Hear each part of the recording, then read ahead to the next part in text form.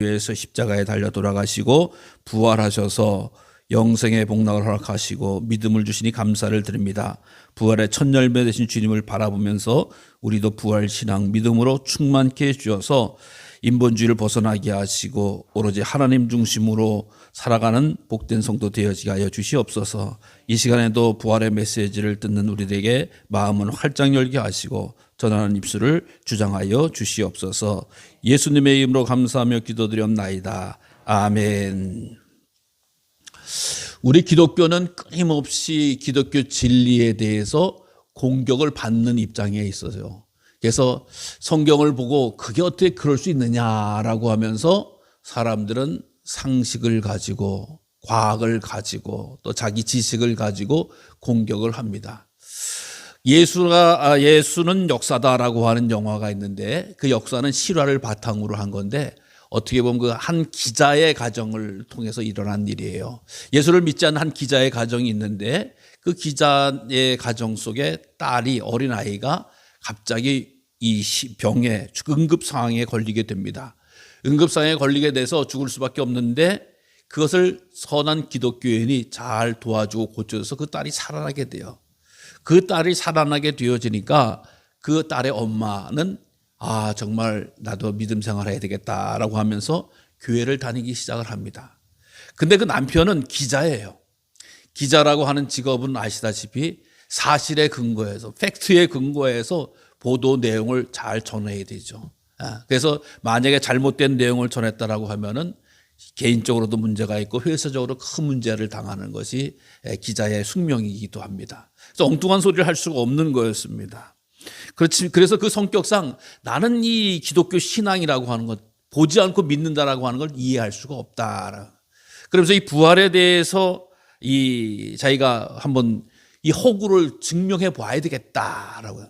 그래가지고 의사니 고고학자니 수많은 전문가들을 자꾸 자문하게 됩니다. 탐문하게 됩니다. 그러면서 삶에 대해서 또 성경에 대해서 깊게 파고들게 되어지다라고 하는 것입니다. 그러나 그가 연구하고 파고들면 부활이 허구고 거짓말이다라고 하는 사실이 물러가고 진정 있을 것만 같은 생각과 번민을 하게 되는 거예요. 그러면서 결국 시간이 지나면서 주님은 부활하셨구나라고 하면서 예수님을 영접하게 되어지고 주님을 구세주로 고백하는 역사가 나타나게 되어요. 결국에는 목사가 돼서 기독교를 공격하는 사람들을 변호하고 기독교의 진리의 내용을 증거하는 그런 분이 되었다라고 하는 이야기입니다. 여러분, 기독교 신앙을 어설프게 가지고 계신 분, 기독교에 대한 지식을 어설프게 가지고 계신 분들은 이것에 대해서 믿지를 못하고 그냥 한 마리 들은 거 가지고 이야기를 합니다. 그러나 말씀에 대해서 정말 정직하게 순전하게 순수하게 연구하고 듣고 전문성을 가지고 파고 들어가게 되어지면 믿음이 생겨나게 되어진다라고 하는 것입니다. 맨 처음에는 어떻게 그런 일이 있을까라고 거부했던 사람도 연구하면 바뀌게 되어지고 시간을 들이고 마음을 들이게 되면 그 마음속에 성령께서 믿음을 넣어주세요. 믿음을 넣어주시면 우리 하나님께서 하신 모든 일이 믿어지는 거거든요. 성경은 믿음의 책 아니겠습니까? 믿음의 기록 아니겠습니까? 그러니까 믿음이 없이는 성경을 봐봤자 이상한 소리를 밖에 들리지도 않고 그것을 인정할 수가 없다라고 하는 거예요. 그러나 성경을 읽고 마음을 열고 시간을 들이게 되어지면 하나님께 주신 믿음을 따라서 성경의 1.1획도 흔들림 없이 믿어지게 되어진다라고 하는 거예요. 심지어 부활 사건도 부활의 신앙도 갖게 되어진다라고 하는 것입니다.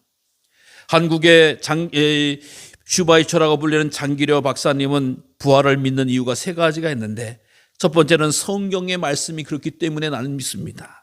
두 번째로는 예수님을 따르는 제자들의 그 신실하고 충성된 모습을 통해서 믿습니다. 또 세 번째에는 내 삶 가운데서 부활의 생명이 충만한 것을 내가 믿습니다. 그래서 창조의 신앙, 하나님께서 세상을 지으셨다라고 한 창조의 신앙, 또 십자가의 신앙, 부활의 신앙, 모든 것도 다 재림의 신앙도 우리가 잘 믿고 간절히 간구할 때 하나님의 거룩한 뜻을 받게 되는 줄로 믿습니다. 오늘 사실 이 귀한 새벽에 안식구 첫날 새벽에 오늘 주님께서 부활 저희 십자가에 달려 돌아가시고 감옥의 무덤에 갇혀 계셨을 때에 이 여자들이 향품을 가지고 가는 것을 보게 됩니다. 여러분, 향품을 가지고 간다라고 하는 것은 어떤 건지 아세요? 향품을 가지고 간다라고 하는 것은 부활에 대한 믿음이 없다라고 하는 거예요. 이 여인들이 예수님 부활하셨겠지라고 해서 예수님 씻겨드려야지라고 하는 것이 아니라 시신이라 좀 닦아볼까, 향기로도 바꿔볼까, 우리 식으로 이야기해서는 향을 좀 피워드릴까라고 하는 그런 마음으로 하는 거지, 정말 주님 부활하셨을 것 같아, 이런 마음으로 가는 게 아니었어요. 그러나 그들은 부활에 대한 신앙도 없고 믿음도 없었고 또 하나님에 대한 말씀도 했는데 그냥 돌아가셨지만 살아있을 때 나와 함께하고 도와주고 지켜줬던 그 주님을 생각해서 갔던 그 여인의 모습이요. 그들은 지식도 잃어버렸고 앞을 내다보는 지혜도 없었지만 주님을 사랑하는 마음을 가지고 끝까지, 심지어 돌아가셨을지라도 주님 앞에 나간 그 여인들의 모습입니다. 여러분, 여기서 우리는 중요한 것을 발견하게 돼요. 우리가 주님을 아는 것도 중요하고 지식을 기억하는 것도 중요하지만 주님의 부활의 능력은 주님을 사랑하는 자들을 통해서 나타내어줬다라고 하는 거예요. 여러분, 주님을 사랑하십니까? 주님을 사랑하십니까? 주님을 사랑하셔야 됩니다. 주님을 사랑하시면 기적이 일어나는 거예요. 기적을 체험하게 되는 거예요. 이 여인들이 주님 앞에 죽은 이 주님 앞에 가서 무슨 능력을 구하거나 은혜를 구하거나 말씀을 구하는 것이 아니에요. 주님 사랑합니다라고 하는 마음으로 말 못하고 누워있을 주님, 더구나 돌로 갇혀져 있을 주님을 닦아드리려고 하는 마음. 그래서 그들은 근심을 갖고 갔어요. 어떻게? 그 돌문을 어떻게 열지? 돌문을 어떻게 열지? 경비병도 지키고 있지만. 그러나 사랑하는 마음이 어떤 장애물도 어떤 방해물도 극복하게 하고 나가게 되어줬다라고 하는 것입니다. 여러분, 기적이라고 하는 것은, 체험이라고 하는 것은 아무에게나 찾아오는 것이 아니에요.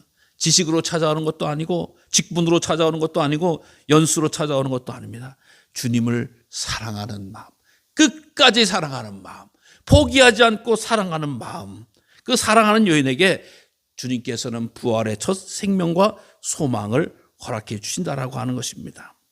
자, 그런데 이제 주님의 시신을 보하러 갔는데 돌문은 열려 있는데 시체가 보이질 않았다. 그래서 근심했다라고 하는, 근심했다. 네. 여러분, 깜짝 놀랄 일 아니겠어요? 시신을 잃어버렸다니, 시신이 없어졌다니. 여러분, 우리 유교적인 전통에서도 부모님에 대해서 돌아가신 분에 대해서 잘못한 것에 대해서 정말 큰 마음을, 그래서 이 시신에 대해서 또 무덤에 대해서 엄청난 마음을 갖고 있는 거 아니겠어요? 제가 어떤 자료를 보니까 이 형사법에 의해서 시신을 훔쳐갔을 때에는 7년에서 한 10년 정도의 징역을 살게 돼 있더라고요. 보니까 우리나라 형사법에는. 큰 죄라고 할 수가 있는 것이죠. 근데 그들은 근심했다라고 하는 거예요. 근심했다. 그러나 주님께서는 그들은 근심하지 말라라고 이야기합니다. 성령께서는 우리들에게, 믿음의 자녀들에게 근심하지 말라라고 말씀해 주고, 근심은 뼈를 마르게 한다라고 말씀해 주는 것을 보게 됩니다. 그러나 이 여인들이 했던 근심은 그저 자기가 어떻게 잘 되기 위해서, 자기 문제가 해결되기 위해서 근심한 것이 아니라 거룩한 근심을 했다라고 하는 거예요. 선한 일에 대한 근심을 했다라고 하는 거예요. 주님에 대한 일에 근심을 했다라고 하는 거예요. 이 여러 가지 주님을 어떻게 하면 만날까, 주님 어떻게 가까이 할까라고 하는 근심을 가지고 있었다라고 하는 것입니다. 사랑하는 성도 여러분, 우리의 근심, 우리의 마음이 주님께 항상 가지고 있어야 됩니다. 근심 일정전 주님을 염려하고 주님을 애쓰는 마음을 가지고 있는 것이 복된 믿음이라고 하는 거예요. 여러분들, 교회가 또는 믿음의 자녀들이, 형제들이 우리의 근심이 된다라고 하는 것은 복된 성도의 특징입니다. 왜요?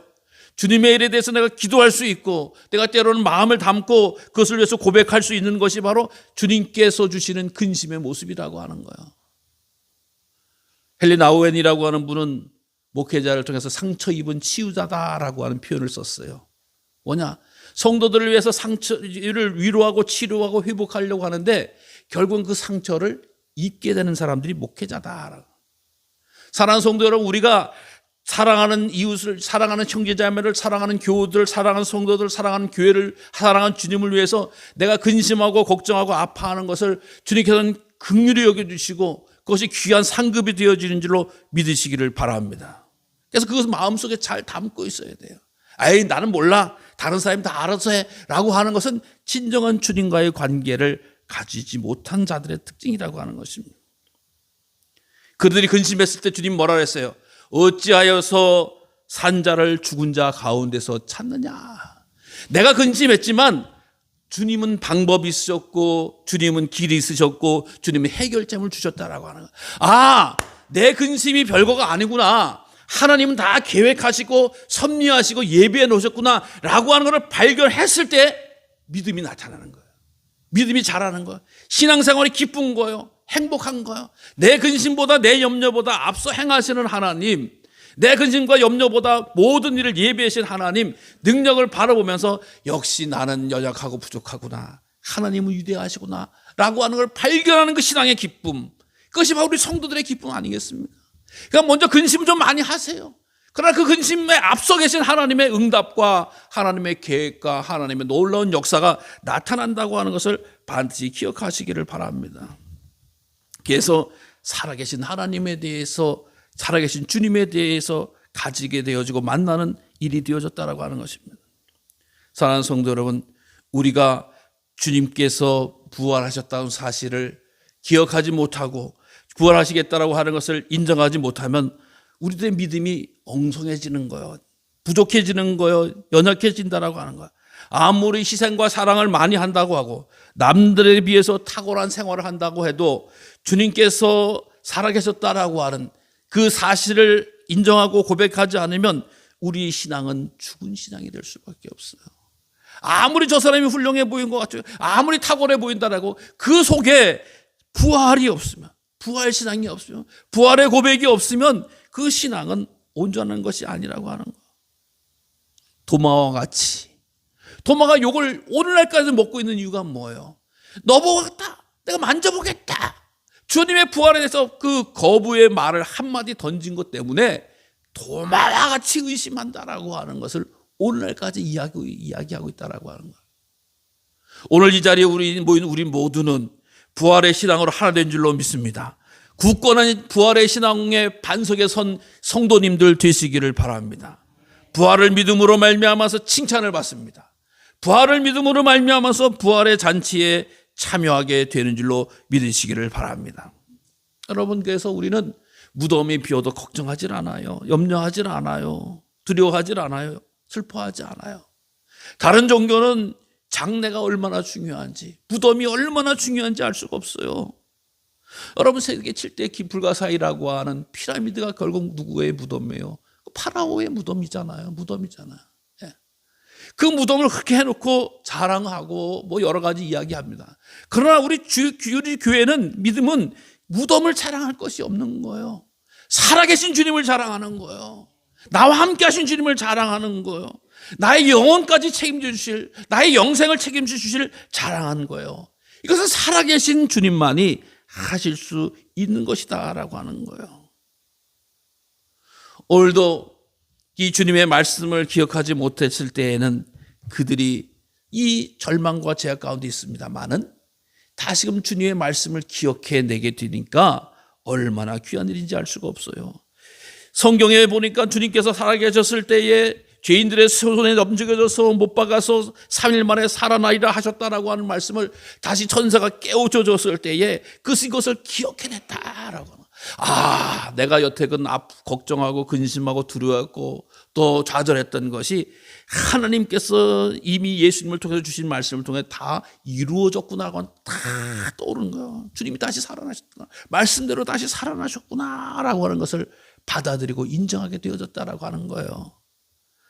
아무리 주의 말씀에 대해서도 듣고 읽고 행할 때에 기억해내지 못하면 우리 신앙이, 우리 믿음이 연약해지는 것을 보게 됩니다. 주님께서 설마 십자가에 달려 돌아가실까?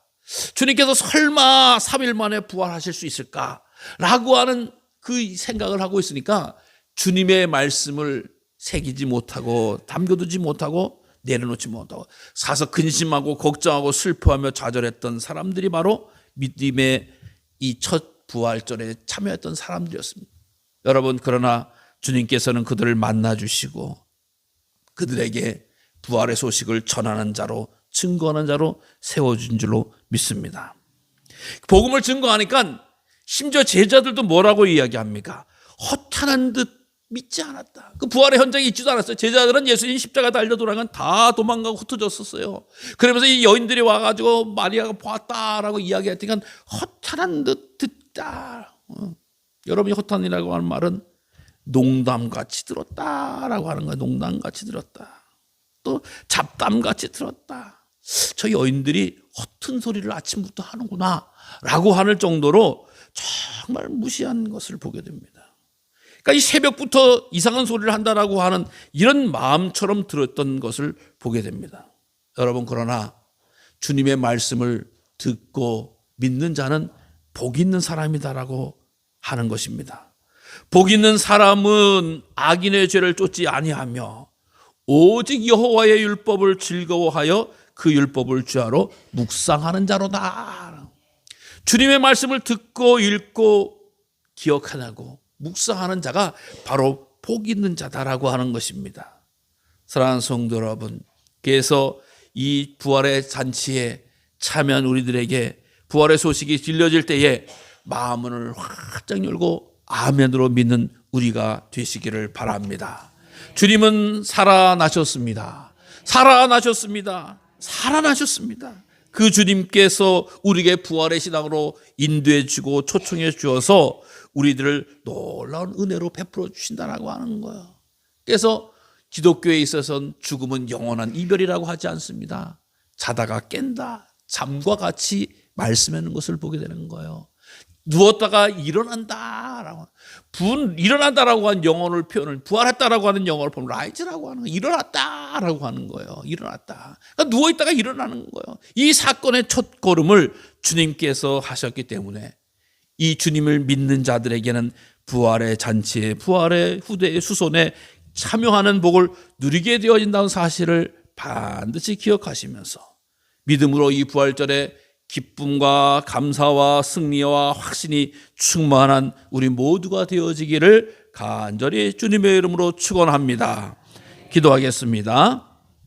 하나님,